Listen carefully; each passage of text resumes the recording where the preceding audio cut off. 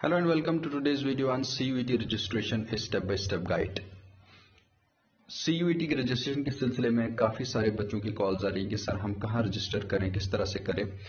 तो मैं ये बता दूं कि CUET के रजिस्ट्रेशन के लिए आपको किसी के पास जाने की ज़रूरत नहीं है। आपके पास अपना मोबाइल है, आप मोबाइल खोलें और CUET की रजिस्ट्रेशन फ़ौरन कर दें।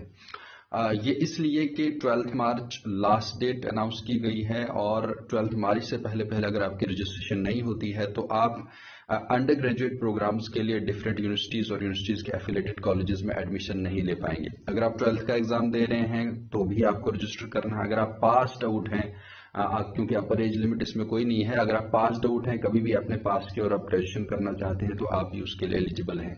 लेकिन CUET का फॉर्म भरना सबके लिए कंपलसरी है। तो एक और रिक्वेस्ट मैं आप सब लोगों को कर दूं, वो ये कि ये जो मैं वीडियो बना रहा हूँ ये सिर्फ बच्चों की हेल्प के लिए है, किसी चैनल की प्रमोशन या कोई और इशू इस तरह का कोई मसला मेरे सामने नहीं है। आप इस वीडियो को उस बच्चे तक जरूर पहुंचाने की कोशिश करें जिसको CUET के रजिस्ट्रेशन के सिलसिले में प्रॉब्लम आ रही है। तो CUET की रजिस्ट्रेशन जब आप स्टार्ट करेंगे तो आप सबसे पहले क्या करें, अपना ब्राउजर खोलें। सपोज मेरे पास क्रोम है तो मैं क्रोम का ब्राउजर खोल रहा हूँ। वहां पे आप टाइप करें CUET.SAMARTH। ठीक है, तो आप जब ये टाइप करेंगे तो देखिए आपके सामने बड़ी सारी चीजें खुल रही हैं। तो मान लो मैंने इस लिंक पे क्लिक कर दिया तो इस तरह का इंटरफेस खुलेगा। तो ये आप देख रहे हैं CUET UG 2023 log in participating universities. आप कुछ मत करें, आप इस लिंक पे क्लिक करें। लिंक पे क्लिक करने के बाद आपके पास अनाउंसमेंट्स आ रही हैं, लॉग इन आ रहा है, रजिस्टर आ रहा है। लॉग इन उन कैंडिडेट्स के लिए है जो ऑलरेडी रजिस्टर हो चुके हैं, लेकिन हम चूंकि बीइंग न्यू कैंडिडेट यहाँ स्टार्ट कर रहे हैं तो हम रजिस्टर का बटन दबाएंगे। तो फिर आप अगर आप ये पढ़ना चाहते हैं तो पढ़ लें, नहीं तो आप नीचे स्क्रॉल डाउन करके आप नीचे आ जाएं। तो यहाँ पे देखिए, यहाँ पे है आपसे मांगा जा रहा है, यहाँ आप क्लिक कर दें। तो आपको क्लिक कर दें, उसके बाद फिर क्लिक टू प्रोसीड कर दें। तो प्रोसीड करने के बाद आपको अब रजिस्ट्रेशन फॉर्म भरना है। यहाँ अप्लाई टू रजिस्ट्रेशन फॉर्म, चूंकि मैं ऑलरेडी रजिस्टर कर चुका हूँ इसलिए यहाँ देखिए, यहाँ पर्सनल डिटेल्स में आपके पास सपोज कैंडिडेट का नेम, आप कैंडिडेट का जो नेम है वो भरेंगे। लेकिन ये जो पर्टिकुलर्स आप इन बॉक्सेस के अंदर भरेंगे, आप बेटर है कि 10th का मार्क्स कार्ड निकालें, उस पर जो स्पेलिंग्स दी हैं उन्हीं स्पेलिंग्स को आप यहाँ फिल करें। Mother's name, guardian's name, date of birth, gender, nationality.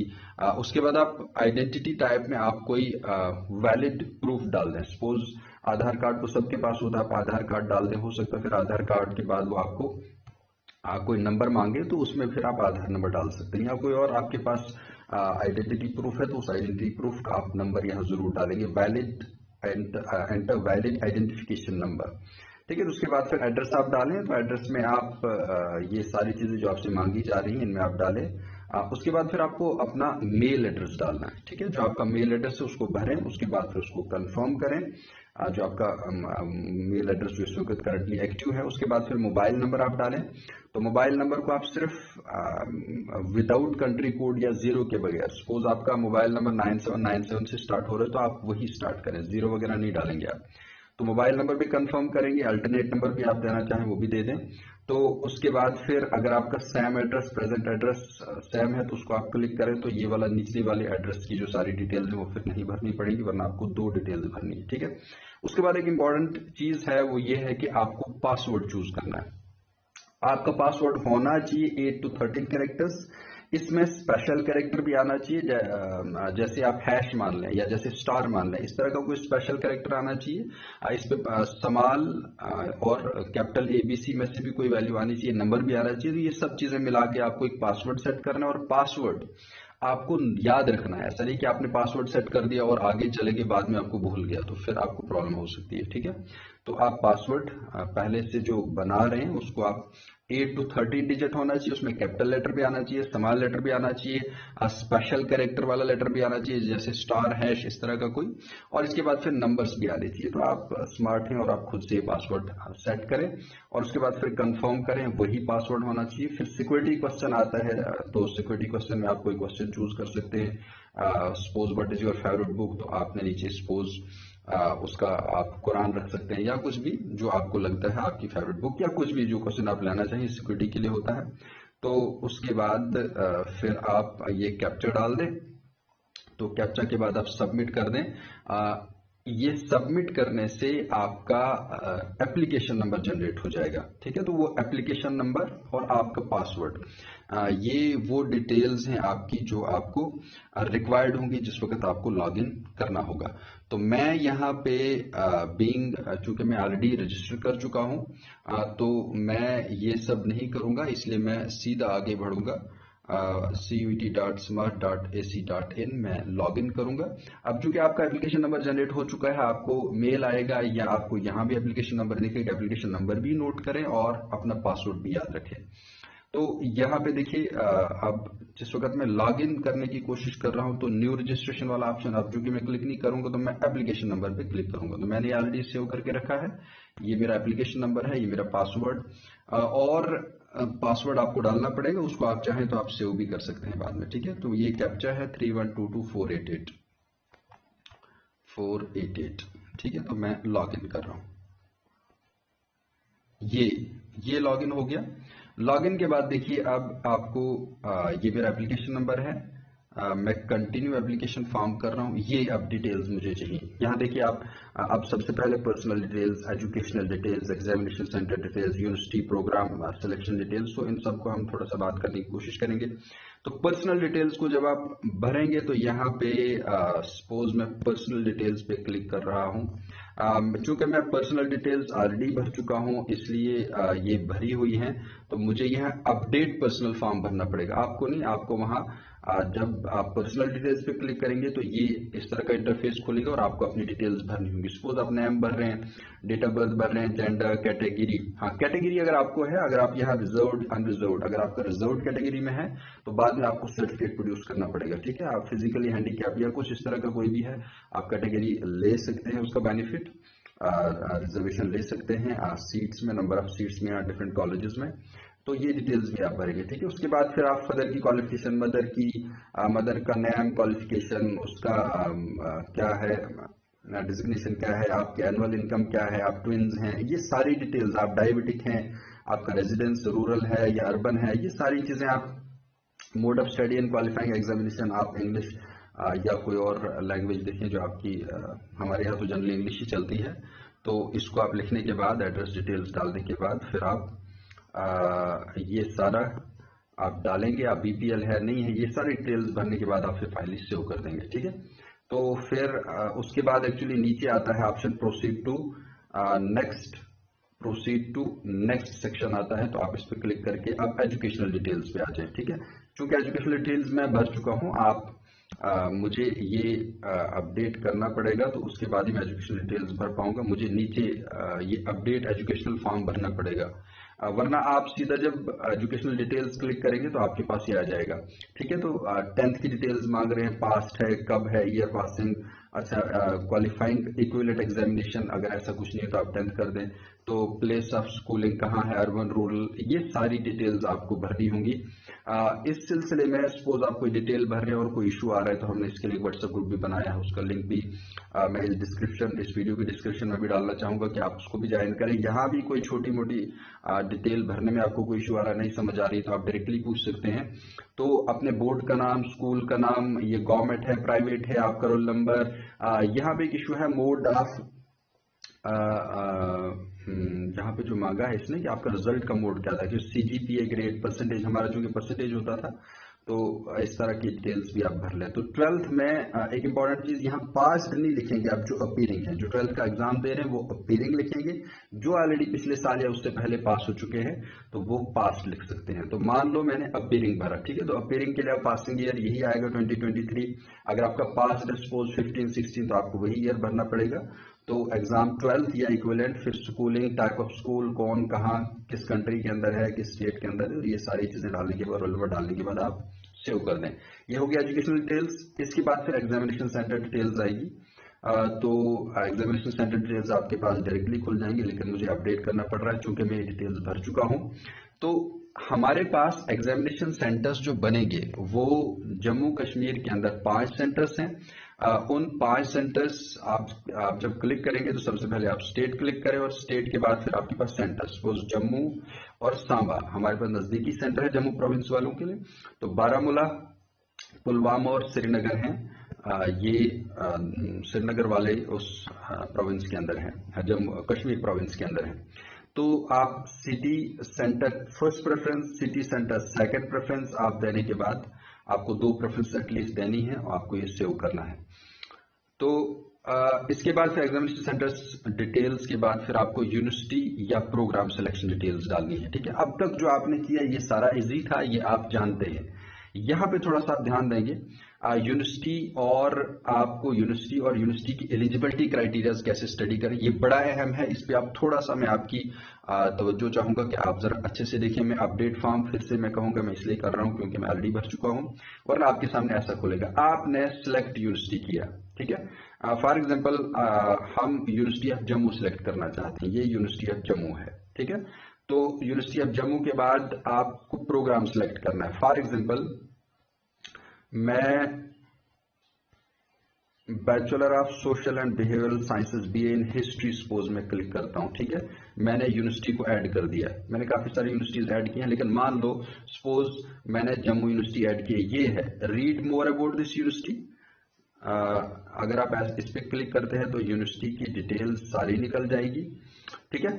तो अगर आप ऐसा करते हैं तो भी यूनिवर्सिटी की डिटेल्स निकल जाएंगी, वरना आप क्या करते हैं, सपोज मैंने बीए ऑनर्स इन हिस्ट्री के लिए क्लिक किया है, तो इसके लिए जो सब्जेक्ट्स मुझे रिक्वायर्ड है सीयूईटी में वो है general test, history plus English. मुझे एटलीस्ट ये 3 सब्जेक्ट्स में क्लिक करना होगा, यानी सब्जेक्ट कॉम्बिनेशन मुझे एटलीस्ट ये डालना होगा, फिर मैं जम्मू यूनिवर्सिटी में हिस्ट्री उस सब्जेक्ट के लिए एलिजिबल हूं। तो सपोज आप एलिजिबिलिटी यहाँ क्लिक करते हैं, एलिजिबिलिटी। अब देखिए यहाँ एलिजिबिलिटी क्लिक करने से जम्मू यूनिवर्सिटी के डिफरेंट कोर्सेज आपके सामने खुल गए। सपोज बीएससी आप कर रहे हैं बायोकेमिस्ट्री में, तो आपको ये सब्जेक्ट कॉम्बिनेशन मस्ट है, ठीक है। और उसके बाद आपको 10+2 में बायोलॉजी सब्जेक्ट होना चाहिए, फिर ही जाके आप बायोकेमिस्ट्री में बीएससी कर सकते हैं, ठीक है। इसी तरह से सपोज मैं यहाँ केमिस्ट्री की बात करूं, तो बीएससी इन केमिस्ट्री अगर आप करना चाहते हैं ऑनर्स कोर्स किसी कॉलेज के अंदर, तो आपको English plus general test plus chemistry होना जरूरी है, और उसके बाद फिर 10+2 के अंदर भी आपका केमिस्ट्री होना जरूरी है। ये दोनों चीजें आपने ध्यान रखनी है। तो आप फिर सारे कोर्सेज स्टडी कर सकते हैं, चाहे फिर लॉ हो, बीए हो, बीबीए हो, बीसीए हो, बीकॉम हो, यहाँ सारी डिटेल्स दी है जम्मू यूनिवर्सिटी की, लेकिन सिर्फ, ठीक है। तो ये इस तरह से आपने एक यूनिवर्सिटी की डिटेल्स सपोज आपने देखी और अकॉर्डिंगली आपने फॉलो किया। सपोज आप यूनिवर्सिटी ऑफ कश्मीर देखना चाहते हैं, यूनिवर्सिटी ऑफ कश्मीर में read more about this university पे क्लिक करें, यहां भी निकल जाएगा। तो मान लें मैंने किया है बैचलर इन इस्लामिक स्टडीज के लिए अप्लाई, तो अब मैं क्लिक हियर एलिजिबिलिटी क्राइटेरिया करता हूं। ये देखिए यहाँ अब सारी एलिजिबिलिटी क्राइटेरिया यूनिवर्सिटी की खुल गई, ठीक है। सपोज आप बैचलर करना चाहते हैं, यहाँ मैं एग्जांपल दे रहा हूं एनवायरमेंटल साइंस के अंदर, इसके लिए जरूरी है कि आपको बायोलॉजी, बायोलॉजिकल स्टडीज, बायोकेमिस्ट्री या बायोटेक्नोलॉजी के अंदर एग्जाम देना होगा, ठीक है। और 10+2 पास आउट विद बायोलॉजी होना या बायोलॉजी के जैसा इक्विवेलेंट सब्जेक्ट होना मस्ट है, ठीक है।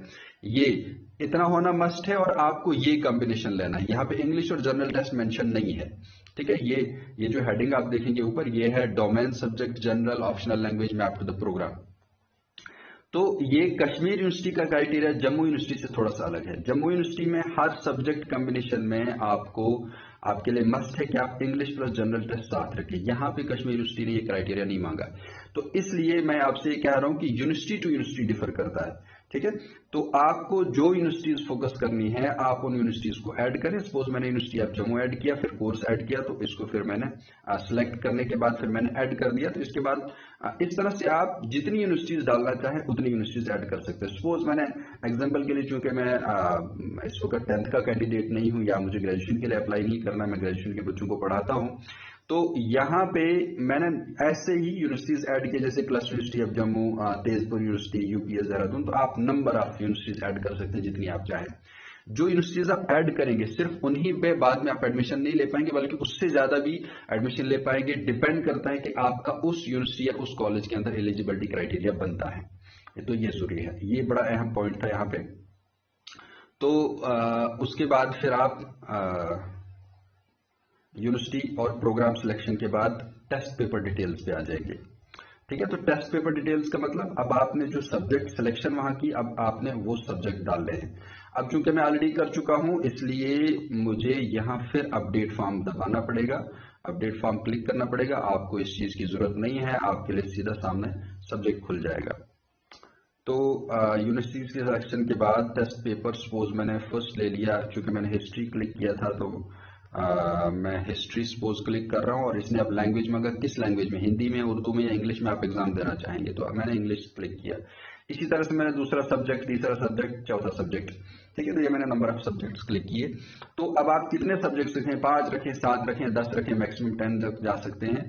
इतने ज्यादा सब्जेक्ट्स रखने भी नहीं है, ये बैलेंस्ड होना चाहिए, ना बहुत ज्यादा कम रखने हैं। सपोज आप एक ही सब्जेक्ट के लिए रखें तो आपका स्कोप बहुत नैरो हो जाएगा, अगर उस CUET स्कोर आपका अच्छा नहीं हुआ तो बाकी बच्चे सीट ले जाएंगे और आपको फिर सीट नहीं मिलेगी।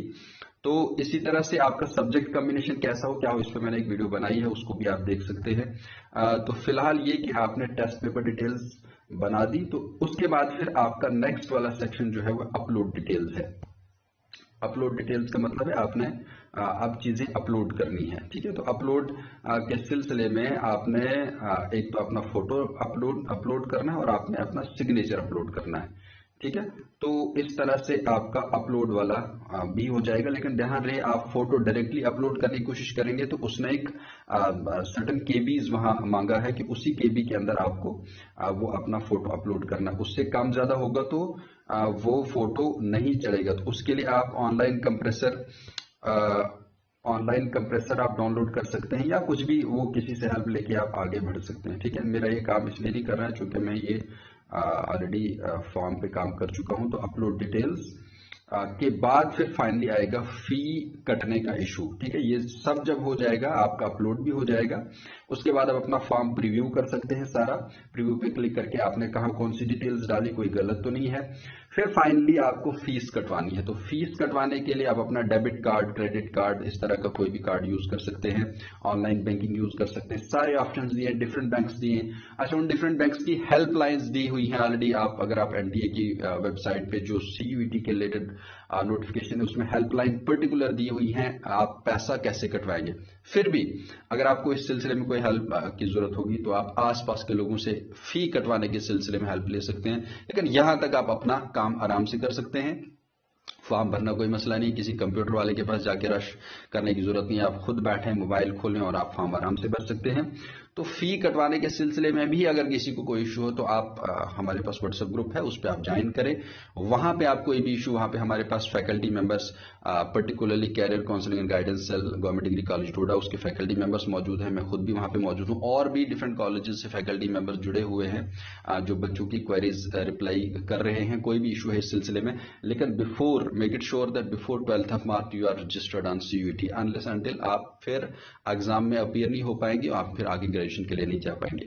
इसके अलावा अगर आपका कोई नीट वगैरह आपके सामने ऑप्शन है तो आप नीट के लिए कल जा सकते हैं, और आप अगर अभी बिल्कुल क्लियर है कि मुझे नीट के लिए ही जाना है तो फिर आपके लिए CUET कोई मसला नहीं, आप फिर रजिस्टर ना करें।